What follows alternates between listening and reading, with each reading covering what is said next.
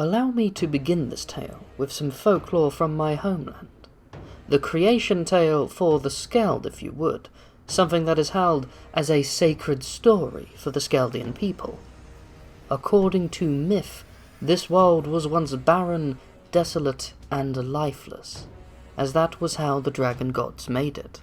However, humanity was cast into this world, and they lay alone, dying, without help or hope for their future. And so Harvind tasked it upon himself to give them a home. Starting in what is today Skeld, he used his very claws to till the earth and breathe life into the world. The furthest away you got, the less power was put into it. But humanity was petty. They fought time and time again to claim the most fertile lands, and he knew they could not be left to their own devices, despite how much he loved them.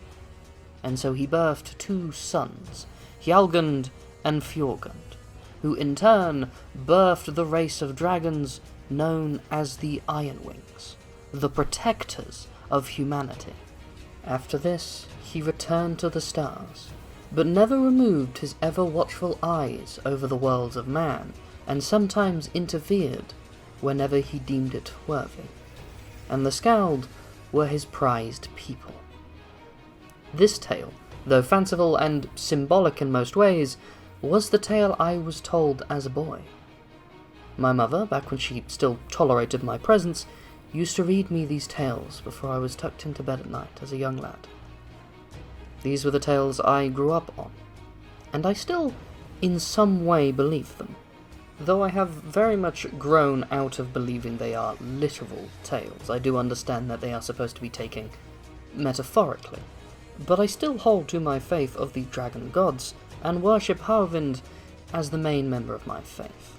Most of my people worship him entirely, and I'm not so much as an outlier to commit blasphemy. Haervind is one of the dragon gods, and seen as one of the major gods of our world.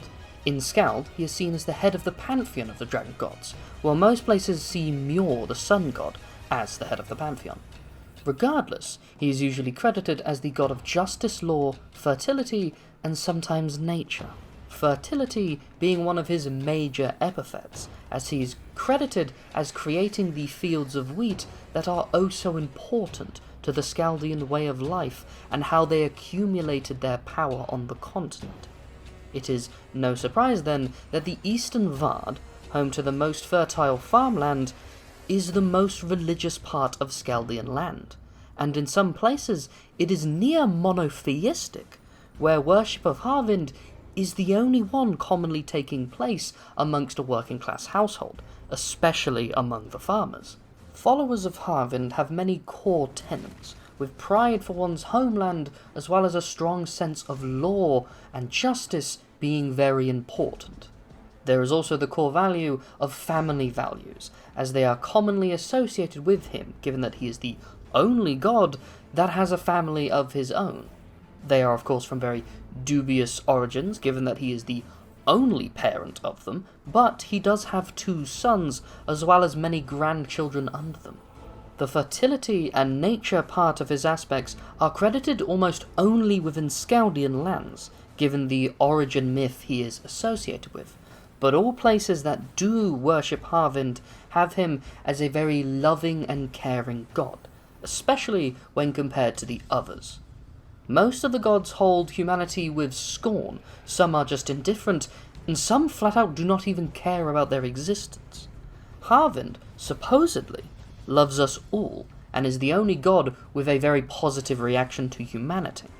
He is worshipped throughout the continent too, not just in Skald. Anyone who truly believes in the dragon pantheon does pray to Harvind, not just loyalists to this nation, but he does take on different aspects, or rather, some aspects take priority over the others. In Neador, for example, where the phantoms reside, he is almost exclusively seen as a law and justice god, viewing his love as an equalizer that means he has to be fair to all, not just the Skeld. While in places like Ulgoni, the aspect of him creating the world is very important, but the part where the Skeld take the centre is told a little differently, given that they derived off from them. To them, the world was a more even place till the demigod Haervind disrupted the balance, showing favouritism to the Skald, and in the Ogoni myth, Haervind is worshipped very well, but Haervind is seen as a almost demonic figure to them. And lastly, in the places like the Valkyrian Range and many other places in the southern Vard that tried to split off from Skald commonly, there is close to no worship of Harvind, due to their hatred of the Skald. But that was not always the case. He used to be a very common part of their belief system. He was almost exclusively a family and love god, but has now been cast aside. This has had the bizarre bonus of them casting aside other gods as well, making them only worship the one god that comes from their land, Vinter, who I will talk about another day. Worship of Harvind is more of a private affair when compared to the other gods. They are not that zealous, nor are they the type to go out crusading, for example. And yes, they have official doctrine and myths. There aren't really any common holy figures that enforce them, bar a few exceptions. The few exceptions being obviously the demigods, as it's near impossible to see the children of your god as anything other than holy.